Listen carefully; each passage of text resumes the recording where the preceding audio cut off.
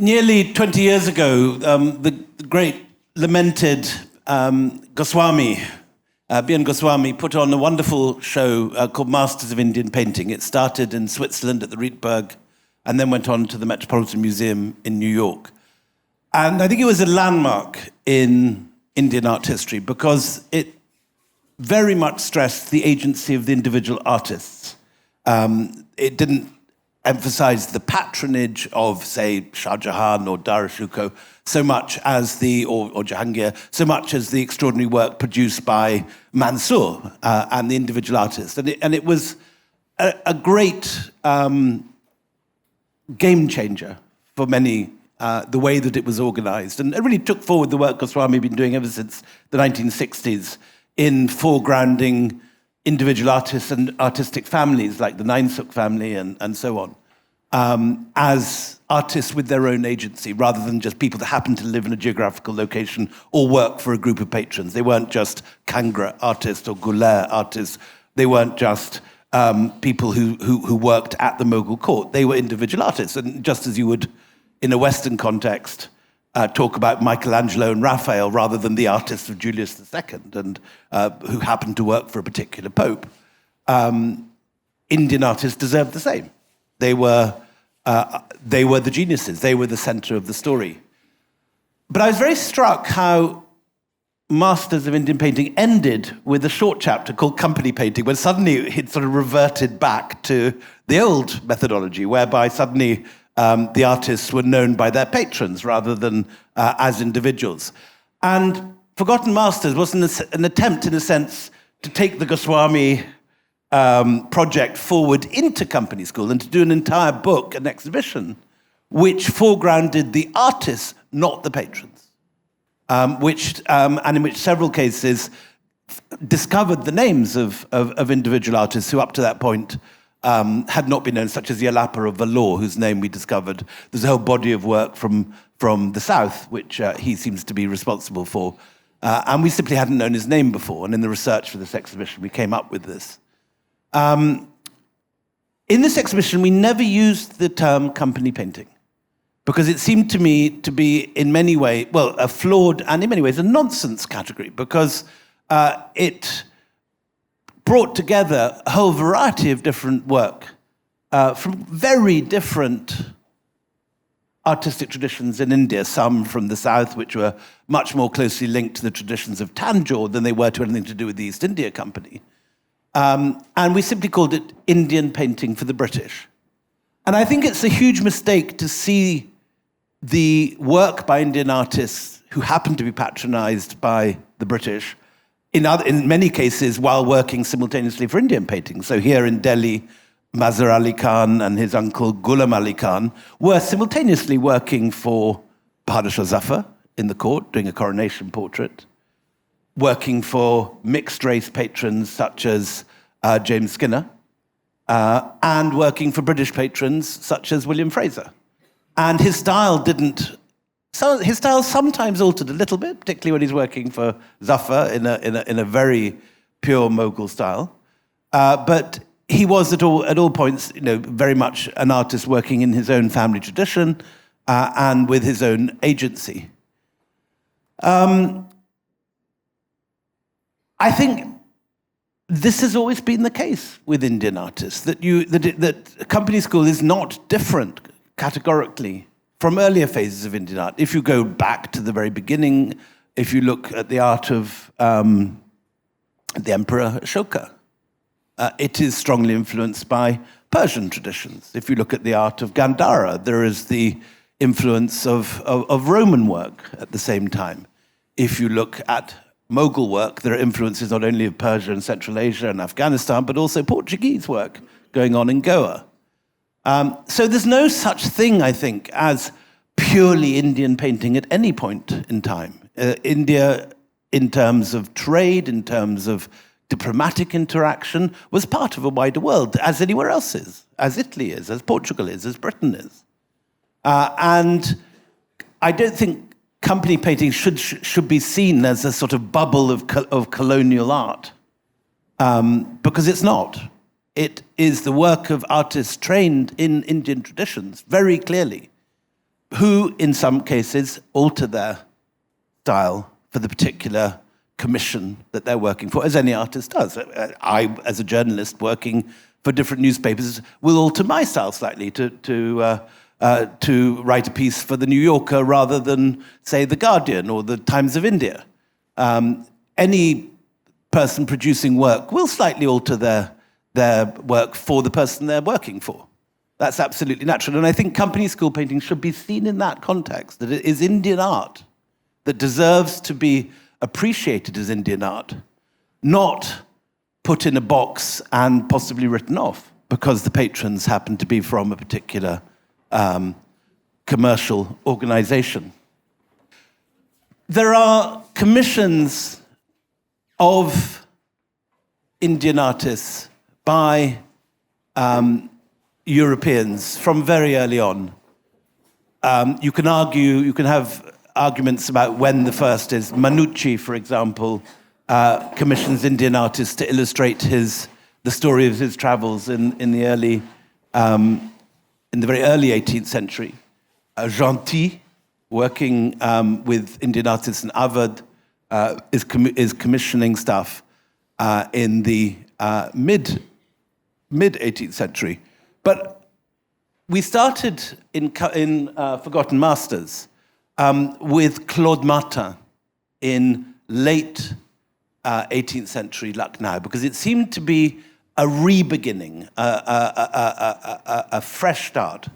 Lucknow, all of you I'm sure will be aware, was a place where many of the greatest artists from Delhi, such as Meherchand, had fled after Delhi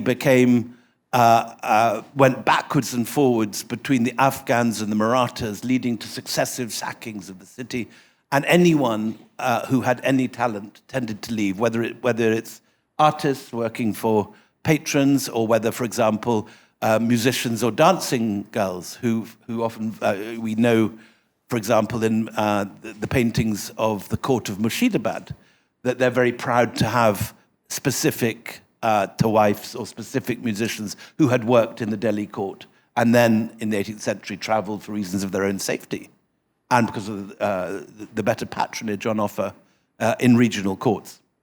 And it's very important to remember the context here. The East India Company was a corporation in the same way that sort of Elon Musk's monstrous X or Meta is a corporation. We talk very loosely about the British conquering India, but it's far worse than that. It's a commercial organization. It's the Elon Musks and the tech bros of their day who came here. And it's always an extraordinary thing when you're thinking about the East India Company's history to remember that it has at all times a share price on the stock exchange, which is going up and down, which is in many ways the heartbeat of this thing. And as Plassey or Buxar or a trade deal of some sort takes place, the share price is going up and down, just like a modern corporation, just like everyone's shares collapsed last week thanks to Trump. The same sort of thing happens after a defeat by the Marathas or something. And this is the only reason these people are here. They're part of a commercial organization coming to make money. It's entirely a money-run world. And it's based out of this tiny building here, out of these 5 windows, 2 stories, smaller really than the building we're in at the moment in many ways.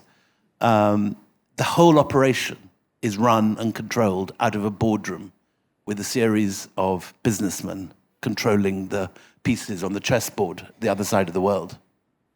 And these are the great docks where everything is being delivered to and coming out of.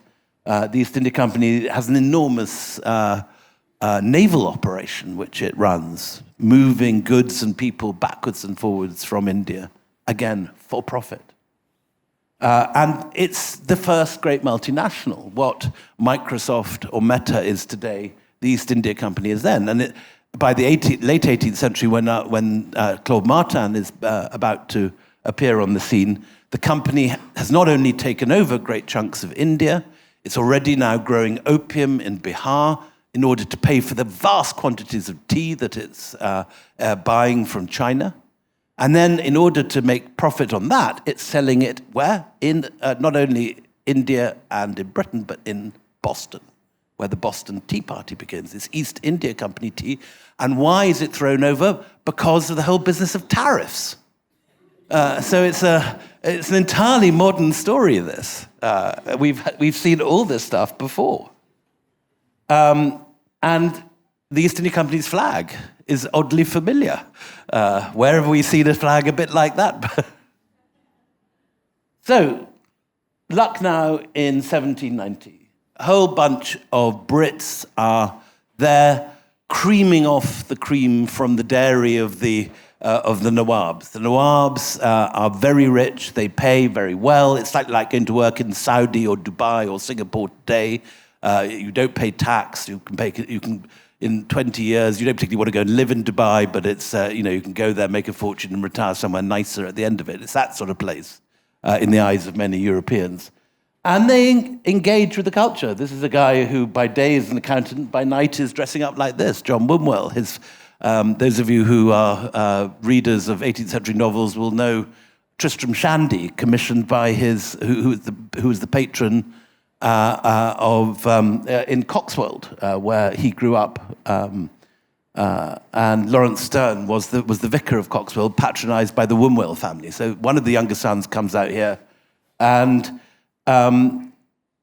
you have a whole world of, at the same time, of Indian artists. This is Ashraf Ali Khan, who is a leading Indian opium salesman, and also Kashmiri. He's Kashmiri by ancestry, and he's trading in Kashmiri textiles. And I love this hybrid world. On one hand, we have John Wombwell in his pugri and so on. On the other hand, we have Ashraf Ali Khan sitting on a Chippendale chair, and he's folded his legs up. And I love his little duties, just like mine on the floor here, while he's sitting with his hookah, sitting on an 18th century teapoy. So culture is going in both directions. People are picking and choosing from the a la carte cultural menu available in Lucknow, and whether they want to wear a pugri or use a teapoy for their charpoy, they feel quite at ease to do so. And out of this world comes these painters. This is possibly Mazhar Ali Khan. It's certainly painted by Mazhar Ali Khan. And it shows the world, the hybrid world that we're talking about. On the middle, between the two boxes, are the oyster shells of the pigments that he's using for the Mughal technique of mineral pigments in oyster shells. But he's also got his latest English watercolors in the box, so that you can see the selection of the English colors. And again, he's picking and choosing as he wants from these. The same is true of Yalapa, sitting here with a sort of tea chest propped up on chocks to give it an angle that he can paint on. And on the top, he's got his English watercolors, but he's got some oyster shells on the ground. So he's using both worlds in his painting. And this wonderful self-portrait, it's both proud and frank. He's not ashamed to show his smallpox scars. He's a man who has a confidence in his own self and his art. Now, at the center of this Lucknow web is Claude Martin, who is an extraordinary figure. He not only builds Constantia, which is now the La Martiniere School in Lucknow, and trades in saltpeter and all sorts of items to make himself a fortune.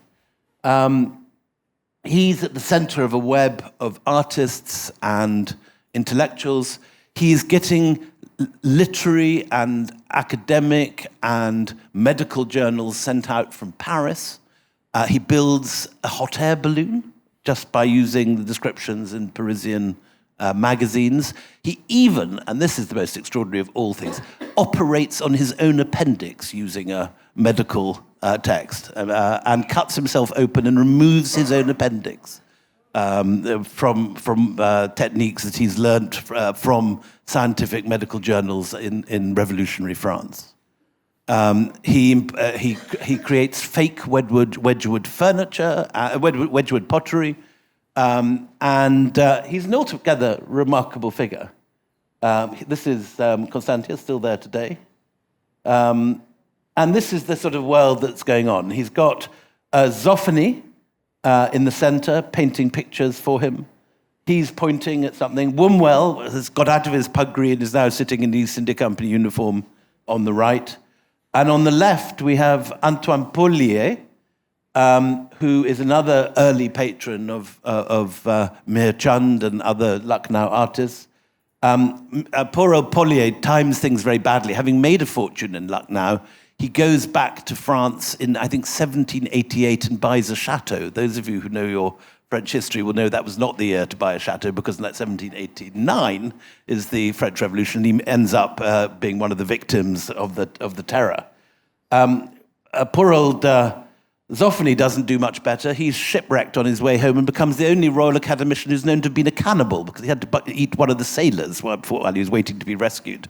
So they didn't all have happy fates. But this is a wonderful world showing the sort of artistic world. And we know we have all of Paulier's letters in the Bibliothèque Nationale in Paris, which show him talking to, among others, Meher Chand and other artists of Lucknow.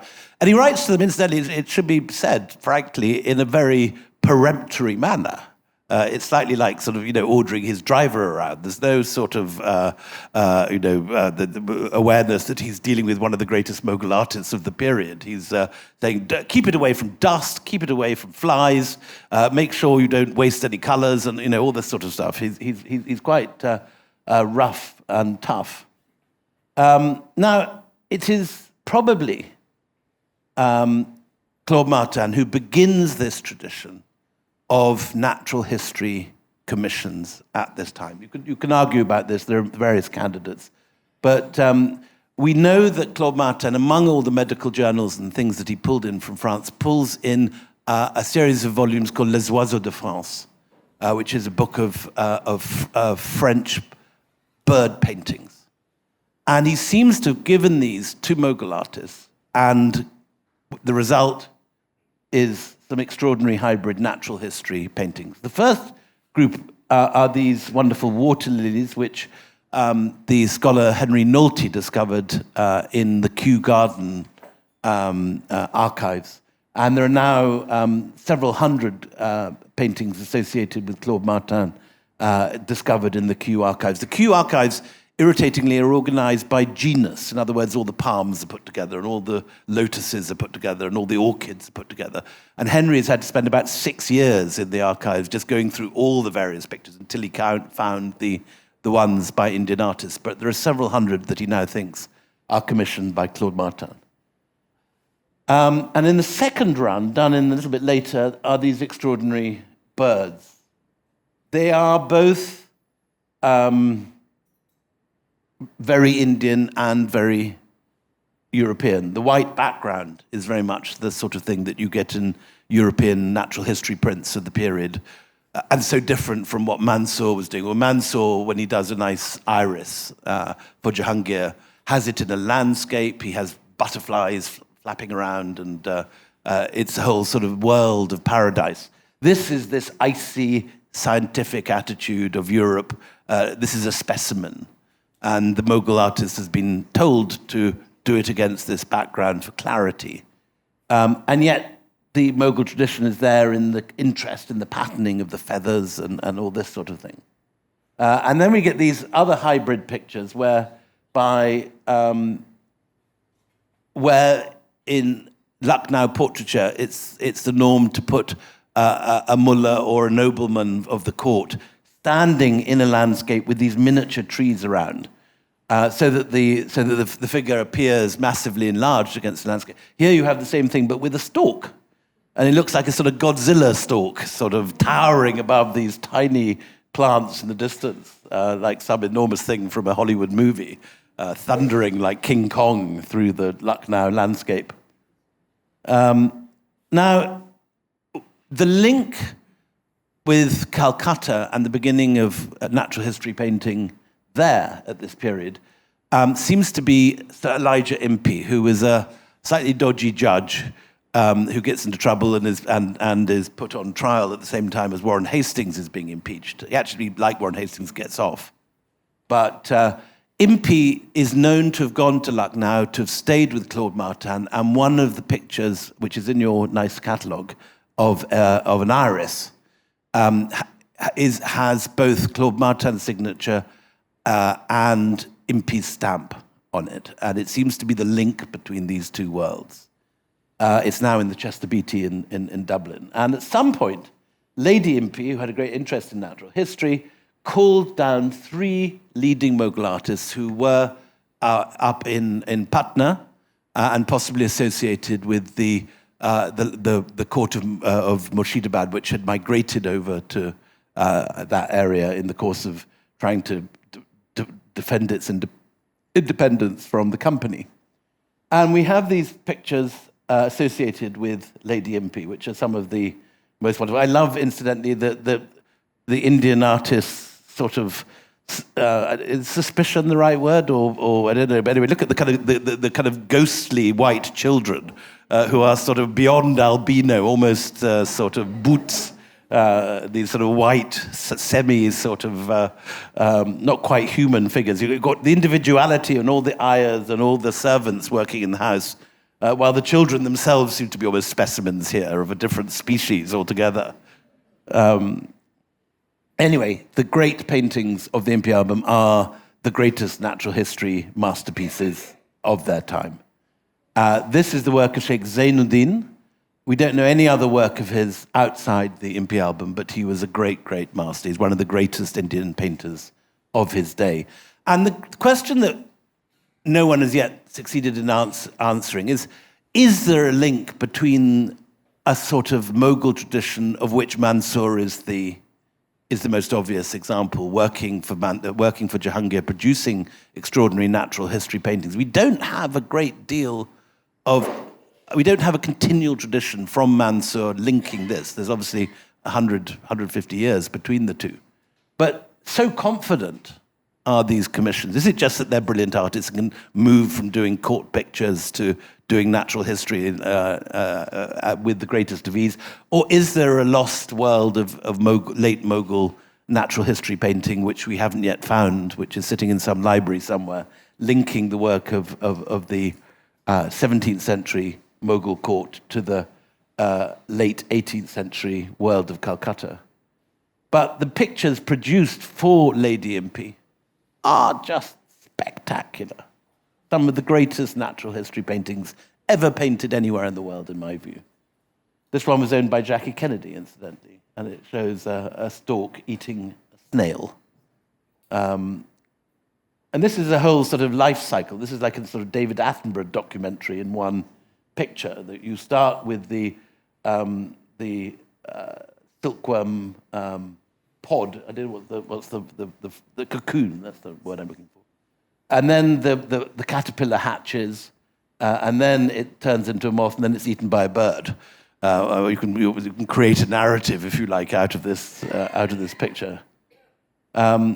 This is the Indian roller. I'm never quite sure whether that angle is the result of just sort of the bird cleaning its wing, or whether they're using a sort of dead, like a dead parrot in the Monty Python sketch. Is this a dead roller that he's painting, that's suffering from rigor mortis? There's just, I'm never quite sure. Was he sitting there under the tree, or is he looking at a corpse? I'm not sure.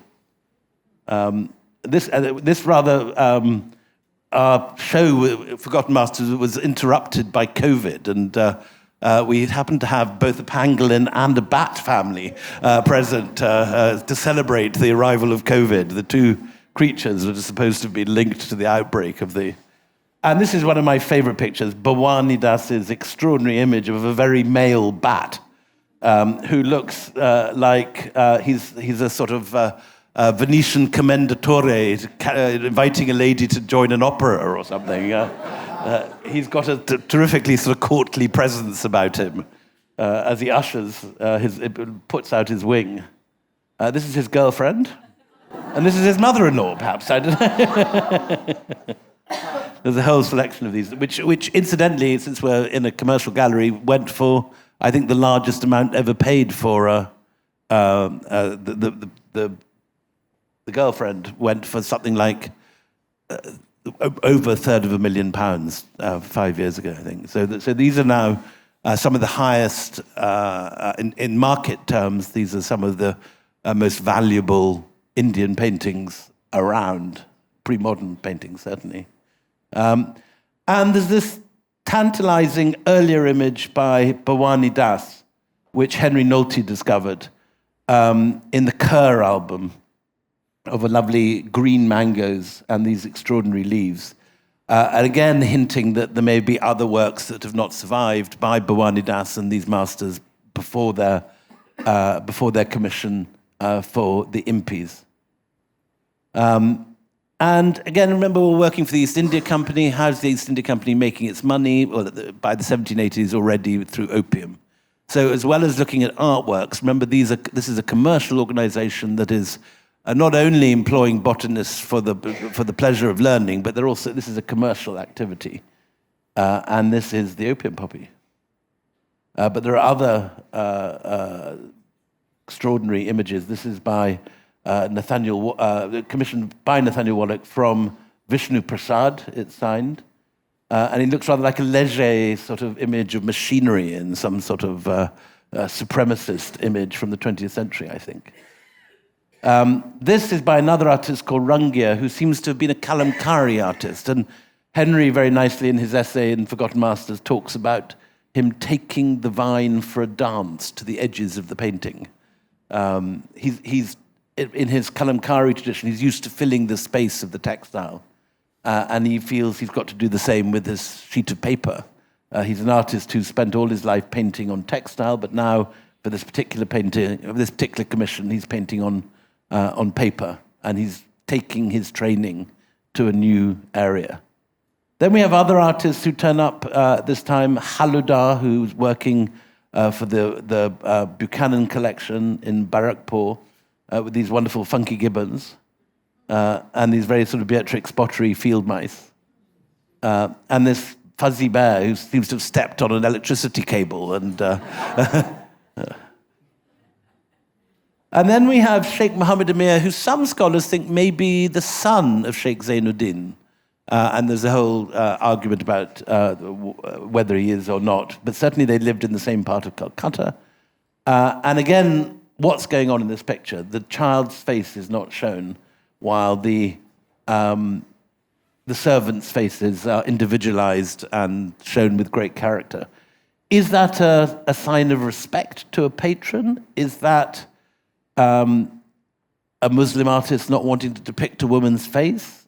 Or is that just thinking that these Europeans are kind of weird creatures from another planet, and what the hell are they doing wearing that bonnet? You can interpret any way, any of the three, and we don't know which of those it is. Sheikh Mohammed Amir seems to have been a jobbing artist who went around the European houses in Calcutta offering his services, and he paints to order houses and dogs. These are nice, you'd probably call them indies, wouldn't you, today? The sort of street dogs that someone seems to have adopted. But he also painted people's traps and gigs and done portraits of their houses. This seems to be very much this sort of time of year. You can feel the heat in this picture with the birds circling on the thermals and the completely deserted scene other than the people fishing on the pukur in the front. And then we go on from there, this tradition spreads. You get artists popping up in Agra. According to Fanny Parks, the artists who produced these extraordinary images of the Taj and the monuments of Agra were actually related to the masons who worked at the time. Fanny Parks interviews them when she buys some herself when she's in Agra in 1820-something. And it's very, very fine work.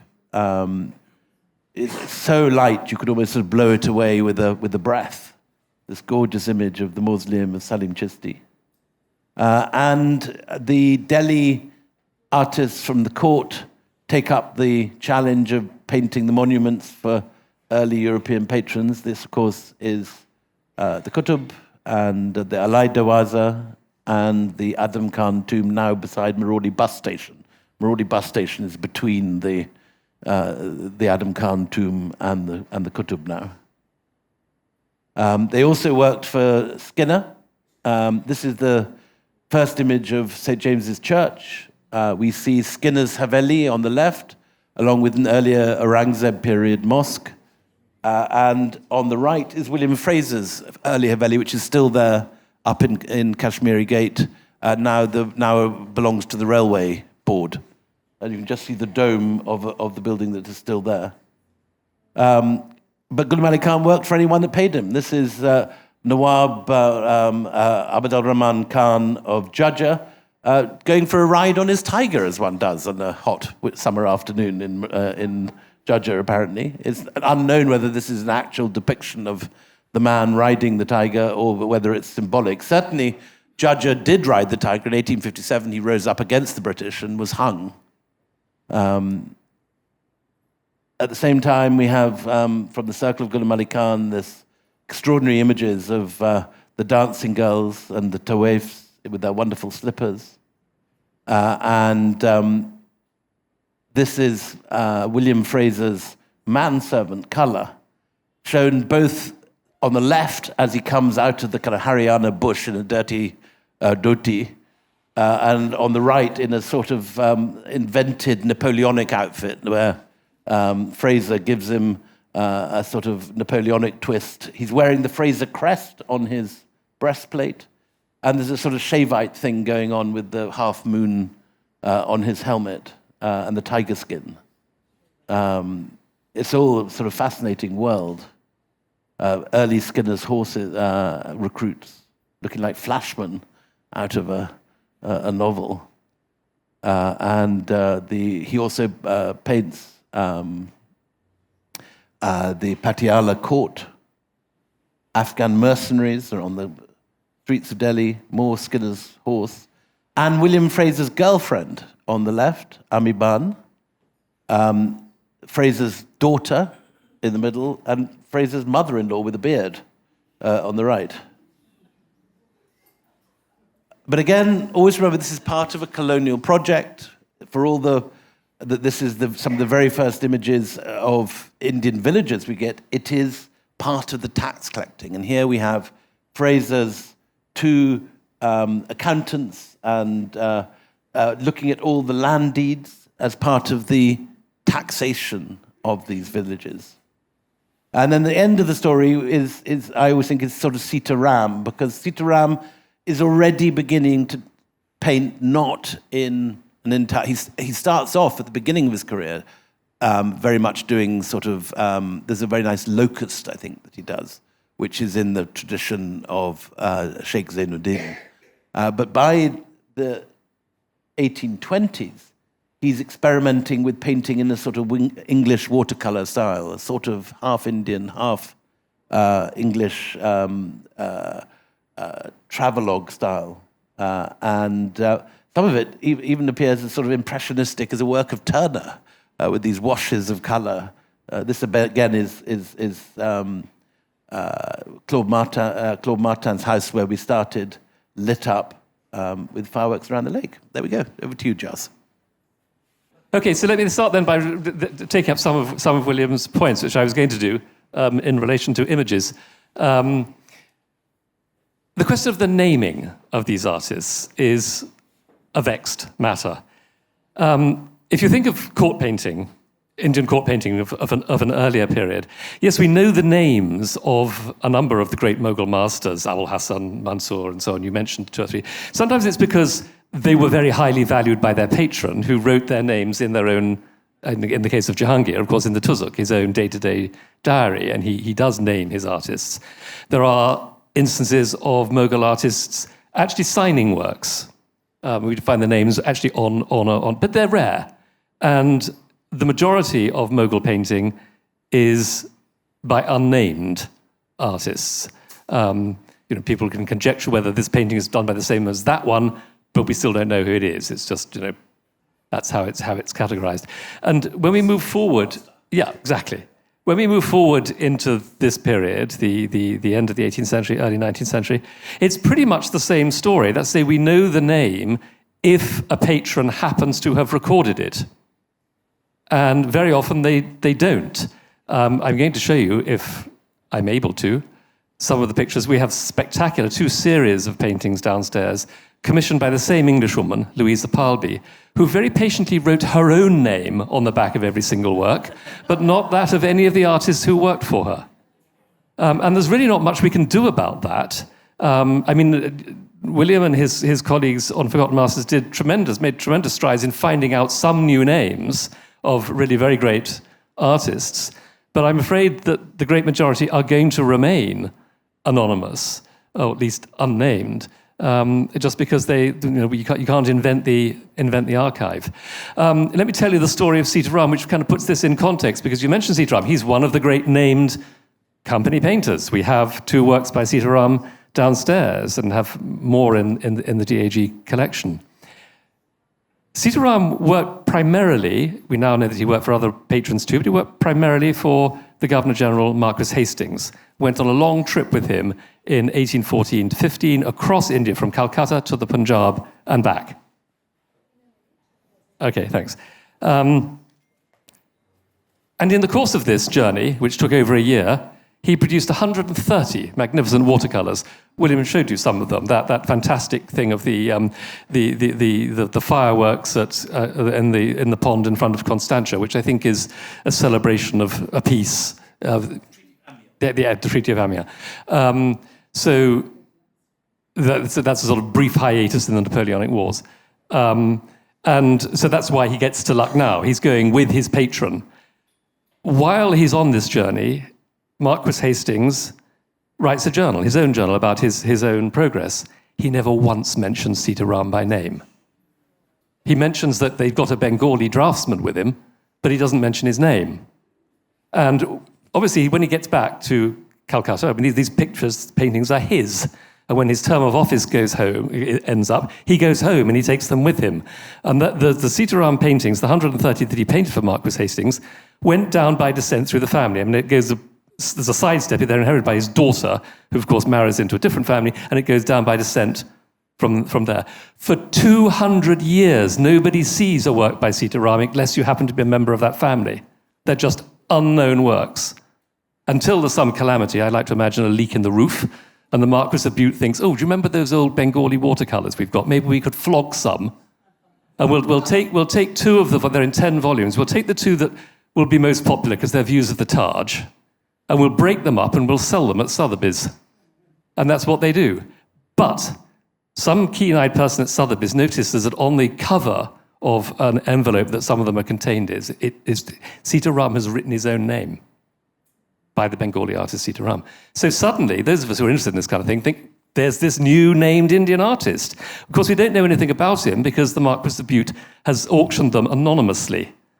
So there's no way to connect them initially with Marquis Hastings or with the Governor-General. We just know that there's an artist called Sitaram. We don't know anything about him, except he did the first 2 volumes contained, 20 works. So we have 20 spectacular watercolors by a named artist. That's it.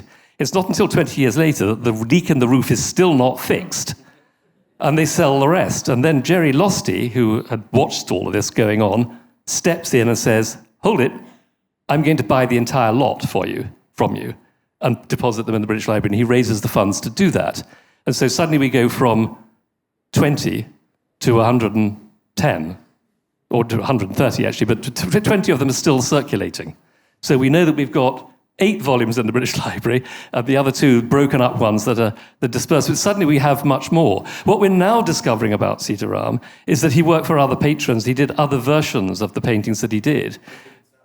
Well, indeed, but sometimes just variants of the same. So, for example, he does, I'm going to show you, when we get to Sitaram, he does a different version of his painting of the tomb of Sheikh Salim that he did for Hastings. He does for somebody else, and that's now with us. It's downstairs. However, okay, so with that starter, let me get going. So, the majority of our works, I'm afraid, William did a brilliant job of naming all of his artists. I think we can name 3 out of 200 works. So that gives you a kind of the sense of the scale of what you're dealing with in terms of trying to tackle this anonymity. But there is another aspect to it, and this is something which, because Willie ended with Sitaram, you don't get from Forgotten Masters, is that there's a trajectory of company painting, and I'll come back to the term later. It starts off as something very elite, something very specialized. It's Mary Impey employing Zain al-Din. It's blokes in Lucknow employing Mir Chand. And there's a one-to-one personal relationship between, even if he's rude to him in his letters, there's a one-to-one personal relationship between the patron and the artist. I want you to paint this for me. As it develops, what happens is that more Europeans start wanting to collect this kind of work. So artists begin to realize, well, there's a ready market out there. I don't need to be a part of Mary Impey's household to paint in this style. I just paint pangolins or whatever, and there'll be people who will buy them. And so you get, over time, a move towards greater and greater production, and then you get to a point where it's just copying. By the middle of the 19th century, an artist doesn't need to go to Fatehpur Sikri to paint Sheikh Salim's tomb because it's already been done. The great artists who started it, like people like Latif in Agra that you mentioned, Fanny Park's meeting, he had set the templates, as it were, for how to paint Mughal architecture. Anybody else could just come and they circulated. That's what happened throughout Indian history, but certainly in this period, through the Mughal period and later, images circulated among artists. And there was no stigma to the idea that you just copied an established formula, and so that's how they proliferated. And it ends up as a kind of bizarre art. The last works that the downstairs, we've got a few of these, are sort of those things painted on mica in Patna in the 1850s. So they're really kind of cheap, tossed off, I'll do a set of trades. I'll do a carpenter and a blacksmith and a sweet seller and, all on mica. And it's, the really expensive ones are 1 rupee each. So it's moved from being a very, very elite art form to a popular art form. And that's its trajectory. And part of the anonymity arises from that too.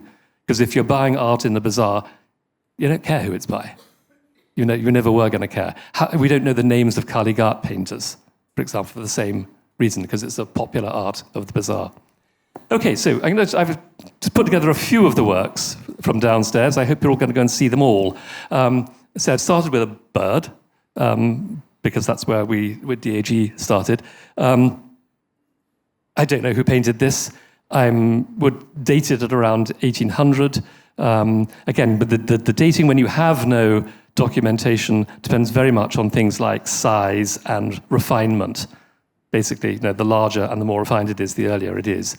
But this is a rather magnificent Indian pitta from probably from Calcutta around 1800.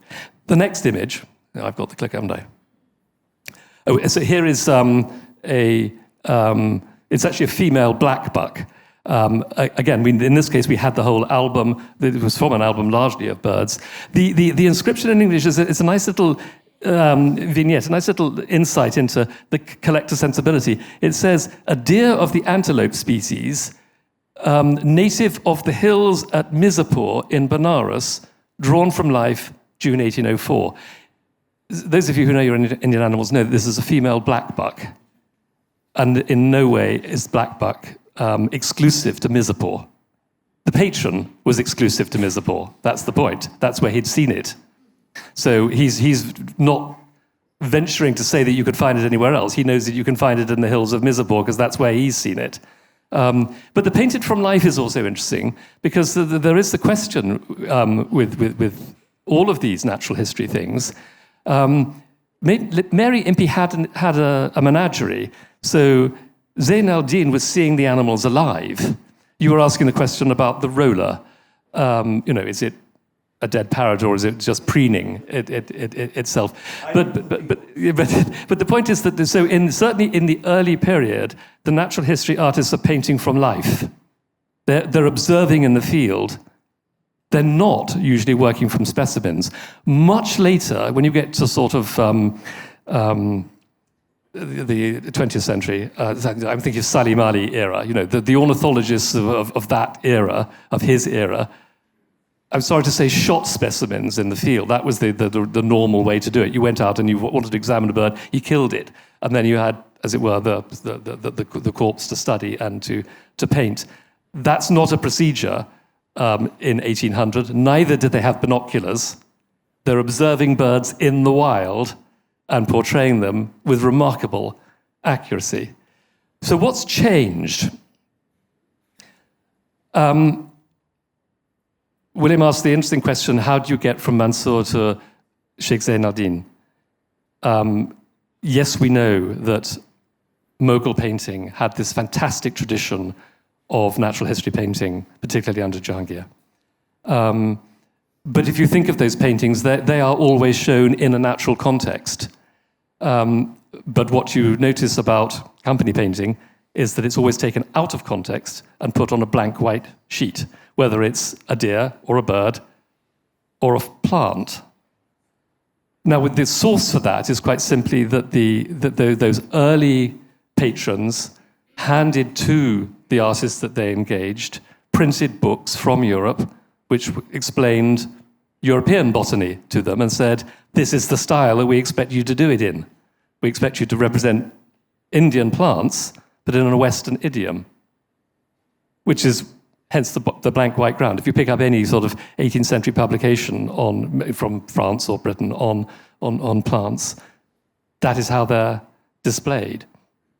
And often, as William also remarked, you get the life cycle. You might get different stages of a bud and a flower, different stages of the fruit ripening on the same stem, which of course is in nature impossible. But so these works were made with a scientific purpose.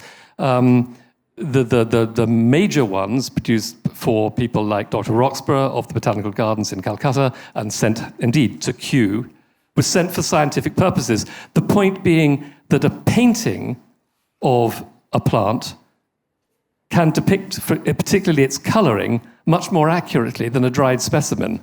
If you're a scientist, you want a painting more even than you want the specimen, because it shows you more accurately what it looks like in life. And that's why Kew have irritatingly organised them all according to genus rather than according to provenance, because they're interested in them as scientific specimens. But that does bring us up against this question of the Western scientific gaze. And I think this is one of the sort of areas where certainly in some of the further reaches of post-colonial criticism of Indian art history, the idea is that this represents entirely a Western vision, a Western scientific gaze. And what that does is, again, further displace the artist, because the whole conception of the painting is then seen to serve an interest of a Western mind and a colonizing mind. Which is why it was rather refreshing to encounter Nicholas Roth, a wonderful scholar from Harvard, who is both a botanist and an art historian, who points out, well, whatever these plants meant to the woman who commissioned the paintings, say it was Louisa Palby, and she may have selected certain plants because they were of interest to her, all of these plants have different meanings in various Indian registers, be they literary or sacred. The poppy, for example, has a whole career in Indo-Persian poetry. Tulsi has a life in every Indian household. These are not meanings that would have resonated with Louisa Palby, but would have resonated with the artists. So the way in which I think we can put the artist back into the frame, even though I can't tell you his name, is to point to the agency of the artist and to the interests that he had in the subject matter, irrespective of the interest of the patron. Nicholas Roth coins the phrase, a thoroughly domesticated flora. And he writes about we have 15 folios of Louisa Palby. So you see, this is one. On each of 15 sheets, she has stuck down between 2 and 6 paintings, and they're all downstairs. And all of those plants may have meant something to her, but they mean other things in an Indian domesticated cultural environment. And that's, I think, what we should be focusing on if we want to write. I mean, I know it's brilliant. You've got two Englishmen telling you this, but the Scotsmen, sorry, two Britons telling you this. But if you want to write an Indian history of company painting, that's the way to do it, as it were, to focus on the artist's intent. One of the other things I've tried to do with this exhibition, which I don't think has been done before, I mean, it's obvious from everything we said that we're talking about a dialogue between artistic traditions. We're talking about Indian artists responding to Western models. And partly, presumably for reasons of space or for reasons of balance, that's never shown. Even William's magnificent exhibition, all of your works were Indian works. And all of your contributors said, well, all of the scholarly contributors to the catalogue said, well, this artist has been looking at Hodges, or this artist has been looking at so-and-so, but then you didn't see that Western artist. So we thought, well, I want to focus on the Indian painters, but let's just put in a little bit that make the visual connection with the Western material. But then just to mix it up a bit, make it more complicated, could I find a Western scientific artist working in India at the right time? So not an English book of plants, but an English book of Indian plants and natural history. Yes, James Forbes, working in Gujarat in the 1770s. He's an East India Company official. He produces an enormous quantity of drawings. He's an amateur artist and scientist, but highly developed, has a long time to hone these skills. And eventually he sends his drawings home to London to be published, and then the book versions circulate in India. So here is James Forbes's Indian Squirrel. So what I'm suggesting is not that I can make a direct link between this and a particular company painting, but that this is the kind of visual material that Indian artists were shown or could have seen, and that was circulating in India, and that could have helped them invent new ways of doing Indian natural history painting. So we've just got a little panel, a little group of 6 folios of Forbes downstairs. Architecture. As you see, we move around the subjects. Some subjects you get all over India, some you don't. Architecture, there's a particular flourishing of views of Mughal buildings produced by Delhi and Agra artists in the early years of the 19th century. The reason being obvious, that the company has taken control of Delhi and Agra in 1803. The Marathas are now has-beens, so that the protection racket that Scindia used to run over the emperor is now run by the East India Company. But it makes the places much more accessible to foreign travelers. Hodges, for example, manages to get to Agra but can't go to Delhi because it's just not safe. The Daniels get to Delhi under a military escort. That's how unsafe it was. That's 1789. Just a decade or a little more than a decade later, suddenly anyone can go there. And they want mementos. And they can't all afford a Thomas Daniel, so they turn to the Indian artist to say, produce images of the great Mughal buildings, which they do very, very quickly and very, very skillfully. But the curious thing is, the first thing they do is they learn single-point perspective. That had not been a particular stylistic feature of Indian painting previously. They know that their British patrons expect that. So single-point perspective is mastered in a stroke. But notice how the Buland Darwaza is here placed on a blank ground. It's treated exactly like a scientific specimen in exactly the same way as the plants and the squirrels and everything else. It's just the same visual template. No British artist would have done it like this. You would have had a landscape context. You would have had light. There is no light in this painting, and there is no landscape context. So that's how it starts out, until you get to Sitaram, obviously. Coming up to look closely at details, one of the things that European patrons particularly wanted was sometimes the life size, scale 1-to-1 details of the Pietra decoration of the Taj Mahal. And this proliferated enormously large numbers of these things. But notice then that once somebody's done it, in an economy where images circulate, Not every artist has to go along to the Taj Mahal and sit in front of it and copy the thing out. They can copy the work of the previous person who's done it. And that's why, again, you get large numbers of these things being produced. This is not the same, but it's very similar to one that William showed you, the tomb of Sheikh Salim Chishti in Fatehpur Sikri. And again, but the same treatment, no sense of its context. So the breakthrough in architectural representation does indeed come with Sita Ram, who we've been talking about, who goes there with Marquis Hastings. Now, this is similar to a painting that he did for Hastings that's now in the British Library. But he must have then reused his sketches on a later occasion or redone it for someone else to produce this. But notice how Sita Ram is least concerned with architectural fidelity. He's creating, indeed, a kind of, he's placed it in light. You have much more of a sense of landscape context with something of a tree in the background and so on, and this dark, shaded foreground. But if you know this site, as I'm sure most of you will, you'll know that if that's the tomb of Sheikh Salim, that's meant to be the mosque. So he's played fast and loose with proportion, and this too is out of scale. And the tomb has lost its marble plinth. So one of the things about the picturesque is that although it indeed plays fast and loose with landscape and with light, is artists always maintained that there was an element of topographical accuracy in what they did. They're fanatical about this, and they criticize each other for being, or claim that they're more accurate than the last one. Hodges, the pioneer, claims to have done everything on the spot, and it's all totally faithful to the site, until the Daniels come along and said, no, he must have just passed by rapidly because it looks nothing like it. We're much more accurate. The point is that whatever they thought of themselves as creative artists, topographical accuracy remained a criterion.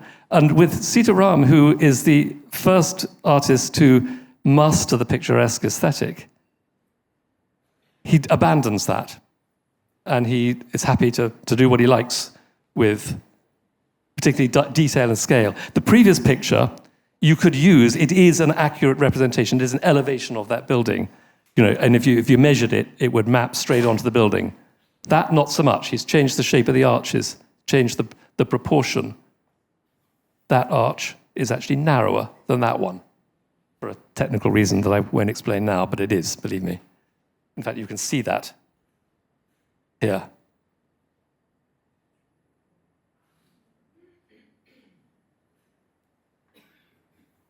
And then we get to Madhapur.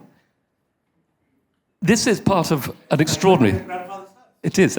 We have just discovered. With his great-great-grandfather. And Sir Thomas Pattle.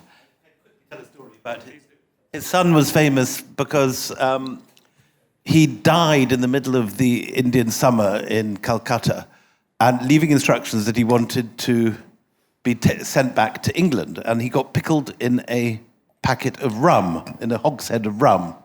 But the boat that was meant to pick him up didn't come on time, and his wife had the barrel of rum with her husband in it next to her bed. And in the heat of the Calcutta summer, one night he burst out of his hogshead, and at least according to the story, his wife then had a heart attack and died too, and had to be put in a second hogshead of rum. Because he'd exploded, the hogshead smelt. Sorry, it was a coffin, not a hogshead. It was a proper coffin. And because it had exploded, it smelt of rum. And so when they loaded it on the boat, the Lascars bored a hole in the coffin and started drinking the rum. And then got drunk. And obviously gave some to the captain too. And as they were sailing down the Hooghly in this sort of gay drunken fashion, they crashed into a sandbank. The paraffin lamp which they were using to light this activity smashed on the floor, and the whole thing exploded. So my great-great-grandfather never left India. He And it was said that he was meant to be the biggest liar in India. The devil wouldn't let this wicked man leave India. Was the story anyway? That's his son. He grew up in this building. So you can keep it. You can keep it. I've got him. So in the 1790s, he's an obscenely overpaid East India Company official. And he, along with various others, builds himself this grand house in a place called Madapur, which was a suburb of Murshidabad. So Murshidabad is still at this point the center of the Bengal court. The East India Company had a lot of factories in and around Murshidabad, and therefore people to operate those factories. And Mr. Patel was one of these. And so when you go downstairs, you'll see this is one of 10 pictures. So we've got two pairs, the front and back of the same two houses, and then the others are all different houses.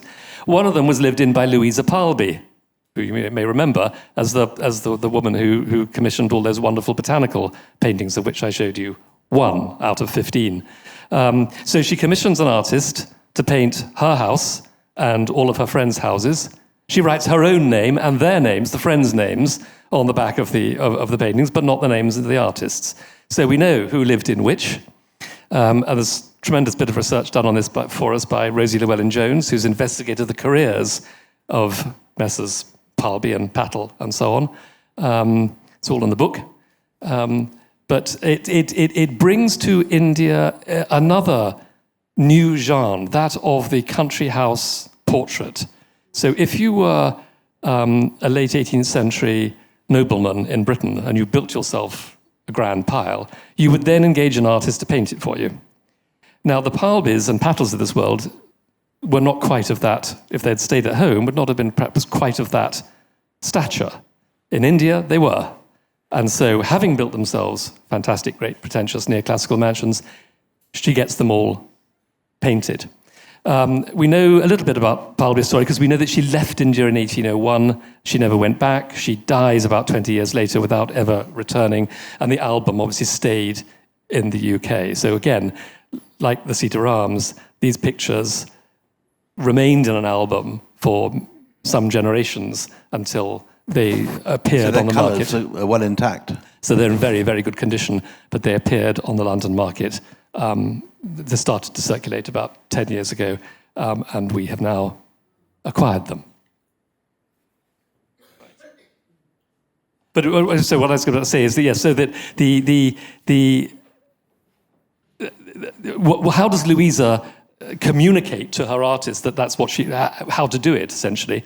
And I scratched my head about this because, to a Western eye, is a very familiar kind of picture, the country house portrait, but not to an Indian eye in the 1790s. And so, as with the natural history questions, I asked myself the question, was there any British artist or European artist doing that in India at the right time? And the answer is yes. There was a guy called Elisha Trappoud, who specialized in that. He's perhaps also an inspiration for Sheikh Mohammed Emir of Karaya. And we've got downstairs, next to the Palby things, one painting by Elisha Trappoud. So it's a British artist painting an Englishman's house in Tanjore, and remarkably similar to the Palby images. So again, I can't say definitively that this artist saw a Trappoud, but I'm saying that's the kind of material that Palby would have shown him to inspire this series of images, which is something entirely new in Indian art. And that's what I find exciting about company painting, what I persist in calling company painting, is there are entirely new styles, entirely new templates of Indian art. Nowhere more so than in so-called trades albums. And these, in a sense, are perhaps the most problematic in terms of the colonial gaze. What you get is artists who begin to produce series of portraits of people defined according to occupation or caste. So these are from 2 albums from Tanjore. They're both very typical. The one on the right, you've got the same old approach. The individual is treated as a specimen and is on a blank page. The one on the left, these are both from Tanjore of about 1800. You get this very kind of schematic landscape background. William showed you a typical Lucknow landscape where you have kind of a low horizon, miniature trees, and then a strip of the river, of the Gumti flowing behind. In Tanjore, you get this kind of the slight curvature of the horizon, bushy trees, and then scudding clouds above. You see that formula repeated again and again. In this case, this is a Mariamman dancer. This is a Shaivite, an actual thing. I mean, a dancer who is dancing to propitiate the goddess of smallpox. That's what's going on there. But these are produced, these albums, so you tend to get them in large series. We have about 7, I think, from folios from this, and a similar number from this one, but there would originally have been more. So again, the question is, who's telling them, showing them how to paint these things in this way, paint people in this way, and categorize people in this way? On the left, we have a print by, so these are 2 European works, which I'm suggesting as visual source material for Indian artists of the time. The one on the left is by Balthasar Solvins, an artist from Antwerp who lived in Calcutta for 10 years in the 1790s, produced engravings in Calcutta, and in his case we know for sure that his early prints circulated among artists in Calcutta, because there are works by Calcutta artists that are actual copies or rearrangements of his work. You know, you'll get an artist who chooses one figure from one Solvins print and another from another one and puts them together. So we know that they were using Solvins as source material. We did a huge exhibition, a whole project on Solvins, and it seems to be an irony that Solvins thought he was onto something. He thought, if I did a whole book on customs and manners and costumes and castes of India, the Brits will really like this and they'll lap it up. They didn't. And his book was financially a complete failure. But when Indian artists started to copy him, that was enormously successful. And they bought those instead. Because they believed them, because they were done by Indian artists, you see, so they must be authentic. But because so many of the examples downstairs are from the south, I thought Solvins is not helping me very much here. I want a British artist who's doing a similar kind of project in the south. The answer is Charles Gould, who actually was an artillery officer who worked under Cornwallis in the Third Mysore War, but did these drawings of types of, people he met in South India, as it were, much more besides, sent them home to London to be published by Ackerman, a leading publisher at the time. And again, these then started to circulate. And actually, Mildred Archer suggested that she thought that Gould employed Indian artists to help him do it. He wasn't a professional artist, so that actually some of the sketches that are attributed by the publisher to Gould might actually be by Indian artists. So there's actually a two-way flow of ideas here. It's not just that Indian artists are copying his prints. They made them in the first place. You see what I mean? And I think this is my last image. So here is, you didn't have any Sevak, did you, in yours? No. So he's a Patna artist of the 1820s who has a slightly different take on this. Instead of doing individuals, very often, as you'll see downstairs, it's the individual barber and his wife. Sometimes the husband and wife are on the same page, sometimes they're on separate pages. Sevak Ram thought, let's just do the whole festival.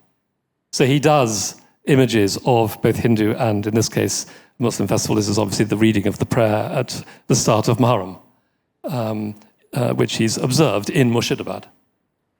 And he's the sort of the master of this, full of wonderful details, like these kind of Chinese-inspired lanterns hanging within the Imambara. And I think I do have one more pair, because so we have most of an album from the south, made by an artist from Madras, probably, but the patron is from Pondicherry, because the inscriptions are in Tamil transliterated into French and in French. So it's a French patron. And I thought I'd end with this pair because they're not actually husband and wife, which is usually the case. This is a professional couple. We have a dancer, bayadère in French, being instructed by the dance master, who is keeping time with his little cymbals. This is a pair from about 6 devoted to music from that series. Right, I think I am done.